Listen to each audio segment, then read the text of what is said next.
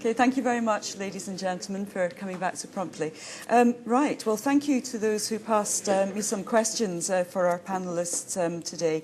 There are a range of questions, mostly covering 5 broad themes, so I'm just going to plough in, actually, because I think we've got about maybe 10, 15 minutes to get through these, if we can. First of all, here's a question on price volatility. Gas is set to be a vital source of energy going forward. As we rely on increasing levels of imported gas, we're increasing the risk of price volatility. Does the UK have enough gas storage to buffer against price shocks? If not, should DEC do more to ensure more capacity is delivered in a timely manner? David, do you want to start? Okay. I think it's difficult to demonstrate that gas storage does remove a lot of the volatility, as the question implies. I think the problem with is that at the moment we have about 3 regional gas markets. We have the US, where gas prices are $2.50 an MMBTU. We have Europe, where there may be between $8 and $12 an MMBTU, depending on whether you're oil index contracts or whether you're more hub-based contracts. And then we have the Far East, where we have Japan and Asia paying $18 an MMBTU. It's difficult to see, however much gas storage you build in the UK, whether you can really remove the volatility that we might be facing in gas prices over the coming periods. I just don't think you can store enough, because if you buy the gas at a lower price as you're a gas company, you put it into storage that you've paid for. When you take it out, you're going to want to sell it at the highest price that you can get in that market, and that market price will be set by the supply and demand fundamentals of that regional gas market. So I'm not wholly convinced it's the answer, building more storage. I think we have to face up to the fact that there is a global demand for gas, and attracting gas to the UK, we will have to pay what prices we have to pay, and it's not one that we can necessarily adjust by building more storage. Thank you. Mike, do you want to add? I think I tend to agree with David. The challenge in part is how do you actually make storage attractive? And by its very nature, you need volatility, as David in many of his previous incarnations on work he's done has shown. Without the volatility, frankly, you're beggared. There's no reason to store gas. And so, much as though you want the new storage to come, if it were ever to deliver even flatter prices than you're seeing now, it would never appear in the first place. And probably one of the big challenges is many storers of gas are looking over their shoulders and judging the recent markets as a signal of the future and assuming that volatility has disappeared to an extent, and so there's even less engines for delivering new storage here in the UK. So I think we sit with a need for more storage, a challenge in the market to deliver that, and frankly, probably a lack of courage on some investors. So I don't think I want to put too much money in their portfolios to look into the future. Okay, thank you. And we're going to move on to another storage question. And this one is particularly for David here. What impact will the advent of storage of renewable energy have on the gas market? Apparently there are new technologies emerging, such as accumulators. And so the question is, what impact this have on your views? Okay, I'm not very familiar, I must admit, with the new aspects of renewable storage. I mean, storing electricity is difficult, so I'm familiar with the traditional ways of pump storage, where you pump water up a mountain and then you let it run down when you need the electricity. Renewable technologies, if it's about storing electricity, will face those problems of how do you store electricity economically. So I must admit it's an area that technically I'm not familiar with these new methods. I know that people are looking at things like offshore as well, where maybe you sort of raise the water up in the sea around within a barrier, and you can sort of smooth out some of the issues there in terms of electricity production from tidal. But I'm not familiar with others. If somebody in the audience whose question it is, if they can help me, I'd be happy to explore that. But it's not my area of expertise, I'm afraid. Well, it's my question, but it's not an area of expertise of mine at all. I read the sort of publications. Right. Read the publications on professional engineer and things like that, Sure. where it's clear it's an emerging technology rather than an established Right, technology. okay. But I just feel that, if you're talking about the years to 2040, Yeah. you're going to run into Yeah. a time when accumulators, potential energy, from the water uphill, etc., is going to become more established and will impact probably everything you said about the sort of future of the gas market. That's the question. It's very much wind turbines with accumulators at the bottom of the wind turbine is if you like, the goal. Without that, you're always going to have the backup support sources of energy we all understand. And so, if you actually do know how to make one of those things and can market it, then your future is assured. Yeah. I mean, clearly, Yeah. technology development is the critical aspect here. And actually, that provides a very nice link to the next question, because I think there are similar challenges here as well. The last CCS competition set by government came to nothing after years and years of work. How can we succeed with this new one, and what is the key lesson they have learned from the earlier experience? Mike, do you want to take on this one I'll first? start, maybe David can knock it in touch. From my own perspective, certainly looking on this over a number of years, the big challenge has been, in some cases, I think government was too keen on dictating the answer rather than letting the market try and signal its ability to deliver those things. So focusing too hard on explicit types of technology, particularly on whether pre or post combustion or whether coal or gas, it needed to let those solutions run through rather than determine an outcome. I think recognise that in some of the most recent work has really done sterling stuff to try and actually open the options up. But we're still facing big challenges on the ability to finance what are still high-risk incubator projects, which are enormously technically and even more commercially demanding. And that lack of funding will be part of the issue, not least in the current business environment. Thank you. David, do you have anything to add? No, I think that's... Okay. Yeah. Okay. Right. We'll move on to the next question. I think any presentation in gas, you would expect questions on shale. So I've got 3 here, which I'm going to take together, but they might deal with different aspects. First question is, on the question of decarbonising the heat sector, is there no possibility that shale gas in the UK and Europe can be a longer-term solution like in the USA?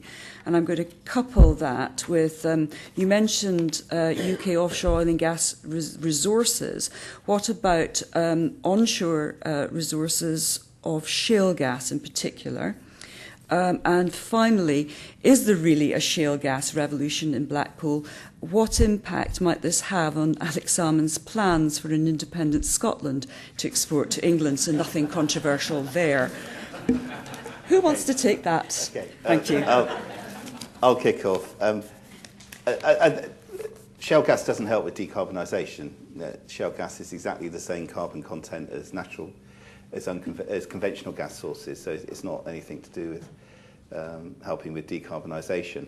I mean, some argue, and some studies have been done, that we actually release, in terms of the exploration side of it and production, maybe it's releasing methane, which is worse for global warming than CO2. As part of the production, I'm not sure. Those studies haven't been verified as such. So I think it's not a decarbonisation solution, but it is an enormous potential in terms of reserves. Whether they're in Blackpool or not, we have to wait and see. There are some issues about how we produce it, and I think the technical production side of it is something that the oil and gas industry is familiar with. To be honest, exploring and drilling offshore at 3,000 feet or whatever in harsh conditions. The Arctic is going to be much tougher than shale gas production onshore. Shale gas production onshore should be something that the oil and gas industry should cope with and satisfy the highest possible environmental and technical standards that the public demand, and that shouldn't be a problem for us, frankly. It should be easy. However many holes you've got to drill around Blackpool, maybe there's you have a slight vibration problem and so on. You've got to deal with that. You've got to deal with the public side of it. But if we want to produce that gas, it's maybe there. In terms of price, in terms of impact on price, going back to the price volatility thing, it's not going to be the answer, I don't think, to, as in the US, it's been essentially US has produced a lot of gas, they're oversupplied and prices have gone down. And that's kick-starting a lot of American industries. So it's having an enormous beneficial effect on helping the US out of recession, producing goods and re-establishing a manufacturing base. So it's got a huge potential there. They're going to build liquefaction to export some of that will bring prices back up. But in the UK, I don't think we can expect a crash in prices that they've seen in the US. Whatever we produce, we're connected to a bigger market in Europe, and it's likely that prices will not crash in the same way. I think that's probably enough. Thank you, David. Yeah, there's undoubtedly a big resource base. Quite how big the resource base is, I think no one really knows. Debt carry recoverables at the minute of about 150 BCM on their website, and I'm sure they would admit themselves there's a massive uncertainty in what those numbers truly are. I also know for sure that they recognise that won't all happen tomorrow morning. It will inevitably come in the UK at some point, and it will grow slowly, not least because there's no part of the UK, certainly no part of England or Wales, where we aren't pretty populous, and there's always going to be difficulty in trying to get the inevitable resources in to be able to develop shale gas.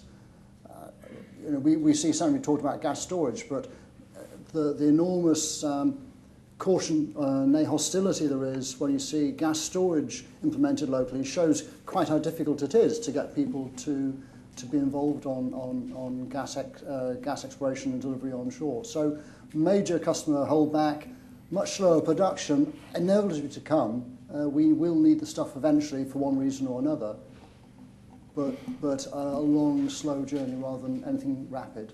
So don't wait too quick for it. And do we want to tackle the independence question? I think it would be rather amusing. It does seem to be that on this one there's an awful lot smaller shale gas resource base in Scotland than in the rest of the UK, but they make up for it another way. And how two separate countries would develop their own energy policies would be something to see if that were ever to happen. Who knows? Okay, thank you. I think we'll leave that there. This is another question. Actually, it's the last question, so I think we're doing quite well for time. For David Cox, in DEC's July review, it said that 3.9% of energy coming from renewables in Q1 2012, that we were, it said that 3.9% of energy came from renewables in Q1 2012, and that we were well on our way to achieving the 2020 target. Do you think this is a valid interpretation? I think the point is the trajectory, the pathway is there for aiming at the 2020 targets, and I think whether we get there in 2020 or 2023, it's not really that important. I think the bigger issue is that, as I showed you from that graph, there's been a step change in the amount of installed renewable capacity, and we need that step change, frankly, every year going forward now. It's a huge amount of investment, as Mike talked about, in terms of offshore wind primarily, and then the grid infrastructure to take it to shore and around. But that step change needs to happen every year. We need to be doubling the amount of installed capacity, because that's installed capacity, and as we know, it's intermittent in terms of generation. But we are on track. I think that the bigger question is whether in Europe and elsewhere, as I mentioned, whether the recession and economic troubles shift the energy policy in a way that politicians start to relax the environmental targets in terms of carbon emission. Because Europe is pretty unique in terms of we have an energy policy essentially in Europe that is driven by climate change agenda. Nothing wrong with that, I'm not questioning that. But as we go into recession, maybe problems economically in Europe, again, do we shift a little way away from imposing those targets and trying to struggle towards them? As I said earlier, some of the countries around Europe are already reducing the amount of renewable support in some of their for renewable technologies, and that's partly driven by their problems, economic problems. So I think that's the more interesting question, what happens over the next 5 years. But I think we are on track in the UK. Whether we get there in 2020 or not, I think is a bet. Okay, thank you very much. Right, well, ladies and gentlemen, I think we must end it there now. I'd like to thank our two excellent speakers, David Cox and Mike Tolan, and of course our sponsors, Herbert Smith, and particularly the Royal Bank of Scotland, for all their help this morning in staging this event, and we look forward to working with the venue throughout the year. As a reminder, this morning's presentations will be available to download from our website from lunchtime, and we also have filmed the presentations, and there should be a webcast going up fairly shortly as well, not from lunchtime, but probably over the next couple of days. We'll send you the link to those files by email, so please do keep an eye out for these. Finally, I'd like to thank you all for coming here this morning, and I wish you a safe journey back to your offices. Thank you. Bye-bye.